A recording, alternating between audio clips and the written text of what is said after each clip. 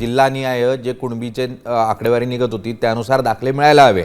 जितके जर 1.5 लाख कुणबीच्या नोंदी असतील तर 1.5 लाख लोकांना द्यायला हरकत नाही. योग्यच आहे, परफेक्ट आहे. मूळ जो मुद्दा उपस्थित राहतोय की एक आडनाव असेल. आता पाटील आडनाव आहे. हे पाटील आडनाव फक्त काय मराठ्यांमध्येच आहे का? तर नाही, ते इतर जातींमध्ये पण आहे. म्हणजे आम्ही तर असेही लोक बघितले जे ब्राह्मण आहेत ज्यांचं आडनाव पाटील आहे, कारण गावची पाटील की त्यांच्याकडे होते म्हणून ते पाटील आहे.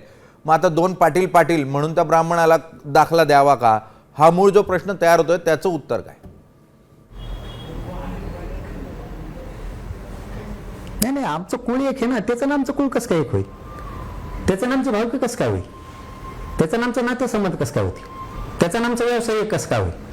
त्याची आमची वंशावळ कसं काय होईल? हे संभ्रम करते. हे काय संभ्रम नाही, काय नाही. महाराष्ट्रात एक आडनाव असणाऱ्या सगळ्या मराठ्यांना आरक्षण मिळणार याच्यात काही दुमत नाही. हे संभ्रम निर्माण करते. आम्हाला संभ्रम करून घ्यायची गरज नाही. मराठीने अर्ज करा. मराठवाड्यातला सगळा मराठा हा कुणबी आहे. मराठीने अर्ज करायच्या कामाला लागा. आपण वंशावळीच्या निमित्तानं तुम्ही जे म्हणताय ते बरोबर आहे की वंशावळ जर येत असेल तर द्यायला काय हरकत आहे? जर वंशामध्ये तो माणूस येत असेल, त्याच्या कुळामध्ये तो दिसत असेल तर द्यायला काहीच हरकत नाही आणि ते दिलं पाहिजे. कुळाची जर क्रोनॉलॉजी मिळत असेल तर द्यायला काहीच हरकत नाही. पण अशा परिस्थितीमध्ये जर इतरांनी आडनाव साधर्म्य म्हणून अर्ज केला तर त्याची तपासणी कुळांबरोबर कशी करायची याची काही माहिती आहे का? की कशा स्वरूपात याची जुळणी करून घ्यायची?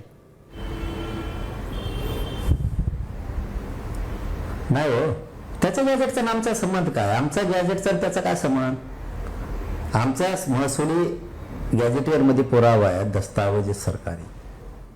मराठवाड्यातला सगळा मराठा हा कुणबी आहे. त्यामुळे इथल्या मराठ्यांना हैदराबादच्या गॅजेटच्या आधारे काढलेल्या जी आरनुसार आरक्षण मिळणार आणि ते देण्याचं काम दिवाळीच्या आत फडणवीस साहेबांनी करावं, विखे साहेबांनी करावं. याच्या पुढे आम्हाला काय माहीत नाही. दिवाळीच्या नंतर मग बघू आम्ही काय करायचं. सातारा संस्थांचं गॅजेटियर सुद्धा लागू करून घ्यायचं.